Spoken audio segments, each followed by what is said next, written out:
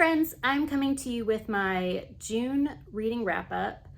I'm also going to tell you a little bit about what I'm currently reading. In my efforts to organize my new space, I put my microphone in a good place. It's in a good place. However, brain fog does not let me remember where I put it. I can't remember where that good place is. So I hope you can hear me. We'll do our best. I pretty much feel like I'm shouting, so we'll just go with that. I have my trusty reading journal, which one of my goals is to keep my reading journal more up to date. May and April was kind of a wash.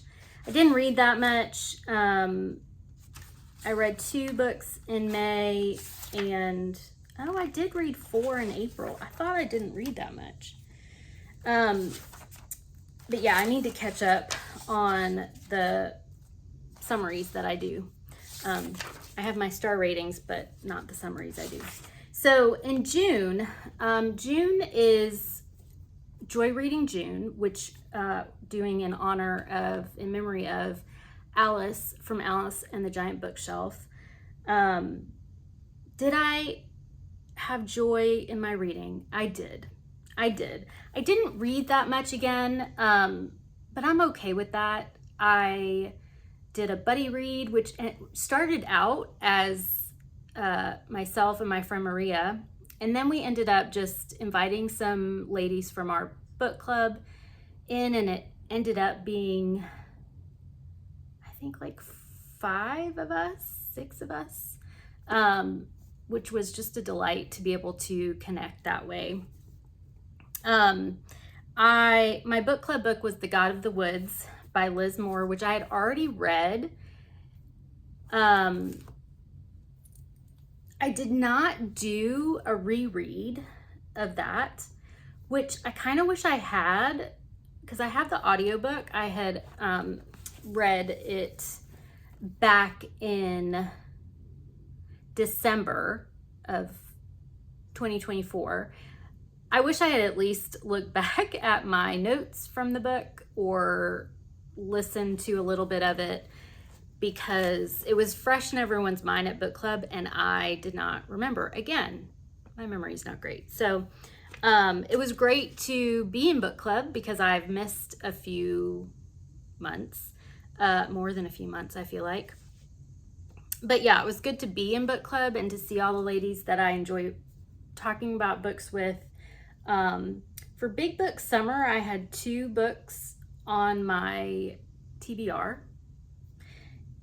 I did not read either one yet. So we'll just say yet. And then my Intentional Living book, I did not read. Book of the Month, I did not read. So I still enjoyed my reading month in June. I just didn't stick to the TBR, which I'm trying to,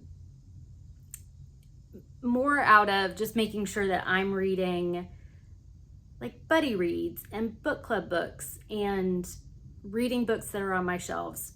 I'm trying. The group read that I did was The Queen of Sugar Hill by Rashonda Tate. This is a historical fiction about Hattie McDaniel, who was the first Black actress to win an Oscar. She won supporting actress for Gone with the Wind. If you've seen Gone with the Wind or read the book, she portrayed the character of Mammy. I remember watching the movie when I was younger. My mom was a big Vivian Leigh fan, and so we definitely had the full VHS and then the DVD and, all the ways to watch it. I also live in Atlanta, so Gone with the Wind is a complicated part of our history. And The Queen of Sugar Hill, so also in that, I have read Gone with the Wind, the full 1,000-page book. And so I had that context. And then The Queen of Sugar Hill really looks more at Hattie McDaniel's life and why she took the role of Mammy, the reception she got from the whites and the blacks. She was seen as a trailblazer by her own community, but also she got a lot of backlash for portraying a basically happy enslaved person, a domestic worker, not even worker, a domestic slave for a white family. And it's very interesting to look at some of the historical context in Hattie McDaniel's life and the people that kind of influenced her, the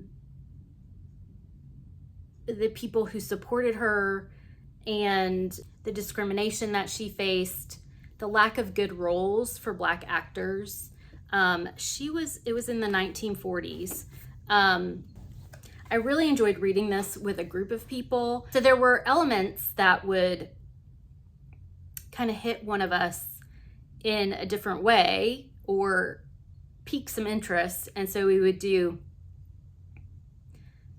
our own little research and then report back to the group about certain things in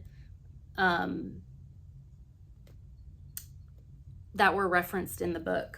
There were parts of the story which I kind of have mixed emotions, mixed feelings about author's notes and historical notes. In this book, they're put in the back. I don't know. I kind of wish that at least the historical note would have been in the front of the physical copy, mainly because it kind of lets you know where the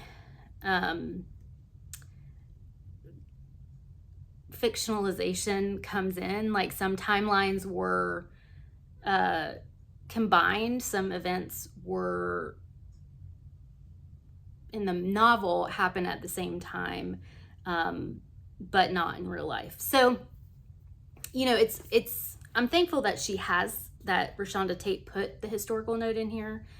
And I don't know, let me know in the comments what you think about historical notes. Do you want to know ahead of time what's been changed, or do you want to know after? And I think for me, I'm just a very curious person, and I'm not one that'll wait till the end of the book to find out, did this actually happen? I'll just go down a rabbit hole on the internet, as we all do, and try and find out what's the actual story. But Hattie McDaniel came from a family of, her mom was a domestic worker. Her dad was military and was injured in the war. However, had to fight for his pension from the army. And that influenced her, although it's not as much talked about in The Queen of Sugar Hill as it is in the next book I'll tell you about. But overall, I really liked this. I really liked the writing style. It was kind of, the writing style in the beginning was a little bit dry for me, and I had a hard time wanting to pick it up.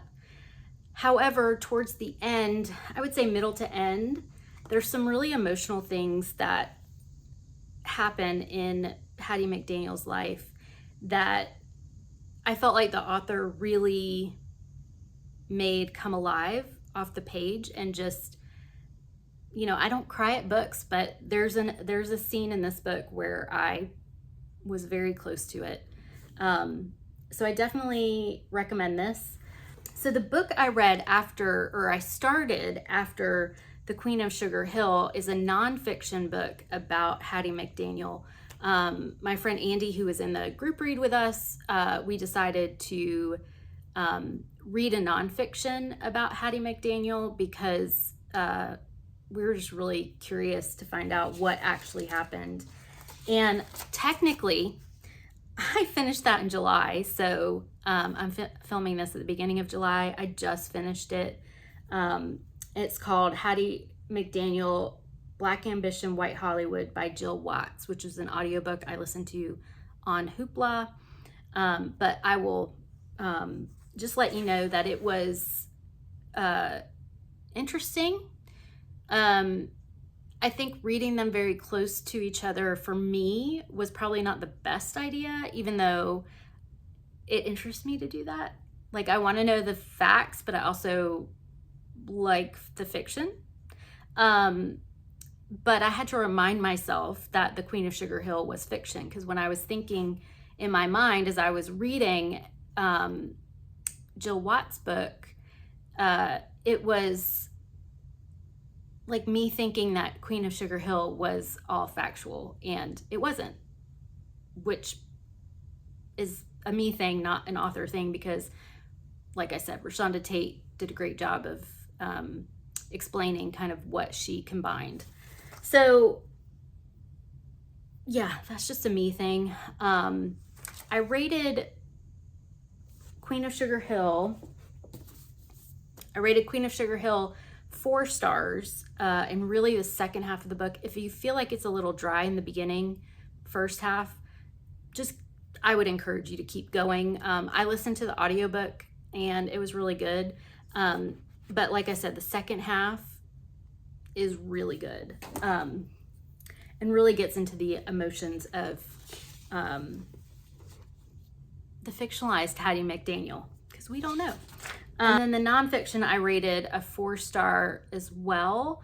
I think for me, the nonfiction, while it did read a little dry, and I kind of wish they had spent more time, the author had spent more time in the latter half of Hattie McDaniel's life. It gave context to the beginning of Hattie McDaniel's life that we don't get in The Queen of Sugar Hill. So in comparing the two, Queen of Sugar Hill focuses more on the latter, like the time in Hollywood for Hattie McDaniel, with some flashbacks. And then the nonfiction by Jill Watts focuses a lot on the early life of Hattie McDaniel, and does go into the Hollywood time, but I felt like it was more heavy on the early side. Does that make sense? Hope so. So I also read 3 books that were recommended by Chloe at Always Booked. And I did a vlog on that, so I'll link the vlog below. But just to let you know, I read the second in the Billy and Me, this is just a duology, I think, by Giovanna Fletcher. The second is Always with Love, and it's about, what's her name? Sophie and Billy. Sophie is a small town girl, Billy's an actor, and they meet in her tea shop, and well, that's Billy and Me. And then the second, they kind of end up doing more of a long distance relationship. It was cute, it was fun, it was some of the drama that Sophie deals with, reading about her boyfriend in the tabloids, or also her relationship with his family. So it was cute. I gave it a 3-star. I also read Behind Closed Door by B.A. Paris. B.A. Paris is a thriller writer that Chloe really likes. This is my second book by B.A. Paris, and definitely not my last. It's about a woman who marries a man that kind of isn't all he seems once they got married. Kind of I would say a Jekyll and Hyde kind of man, and the impact of his actions on her life. So it was really good, fast paced. I did listen to the audiobook on this one, and I really liked the relationship with the main character, which I cannot remember her name right now, Grace, between Grace and her sister. And I gave this 4 stars. Definitely recommend if you want like a quick, it is somewhat predictable, but it was a fun, predictable. And then I also read Saving Noah by Lucinda Berry. And if you want to know more about this book, definitely watch my vlog. This is a really hard book to read.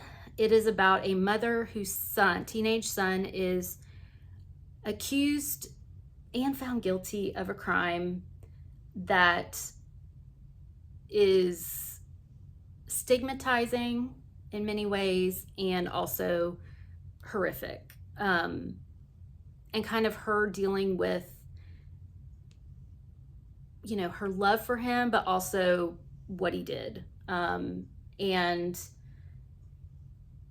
he is put into some treatment options, and it just kind of gets into some really deep subjects, and it was a rough read.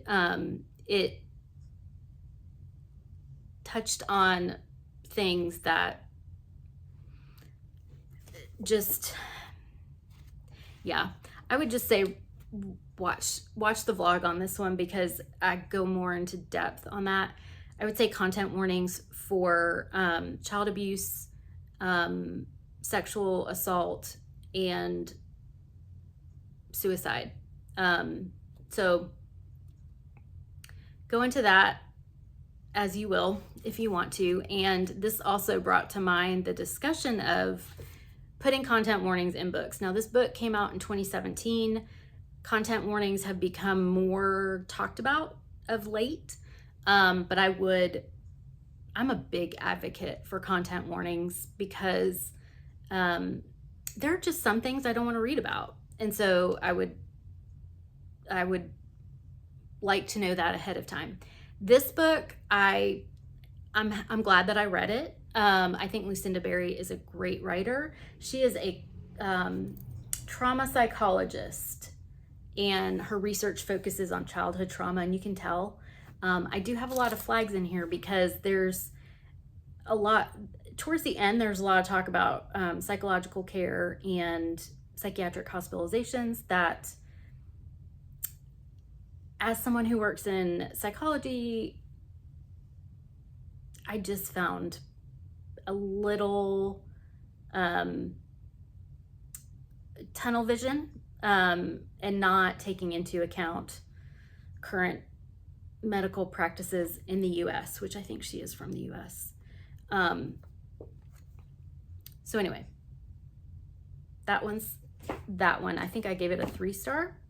And then just to give you an update on current reads, I'm doing a buddy read with Melinda at A Web of Stories.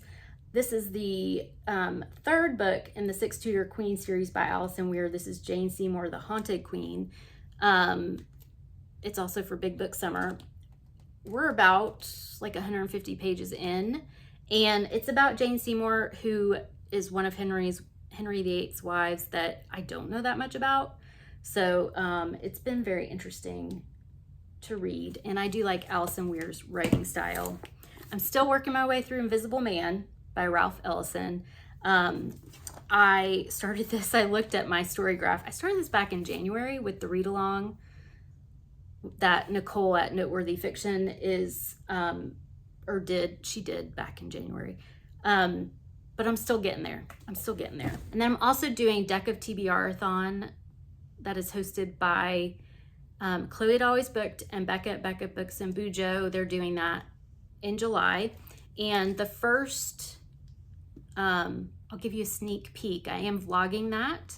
And the first card I chose was an ace, which was a free pick, which was great because I have this book out from the library and it has no renewals on it, so I need to get to it.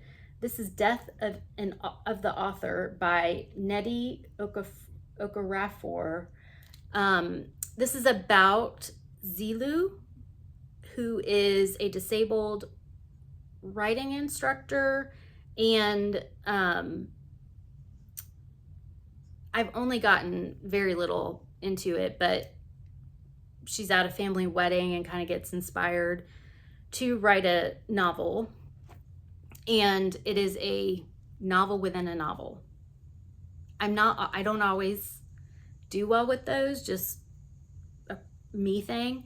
It doesn't always work for me, so we'll see. I'm just getting to the point where we're getting to the novel within the novel, so we'll see on that one. Let me know in the comments, what were your best reads of June? I would say that my best read of June was The Queen of Sugar Hill by Rashonda Tate. And I think the book itself, absolutely, and also the reading experience with the ladies of my book club, that was really fun too. I love reading books with others and then discussing it. That's kind of the joy, and that's why we're all here on BookTube, right? Don't forget to like and subscribe, and I will see you soon. Bye.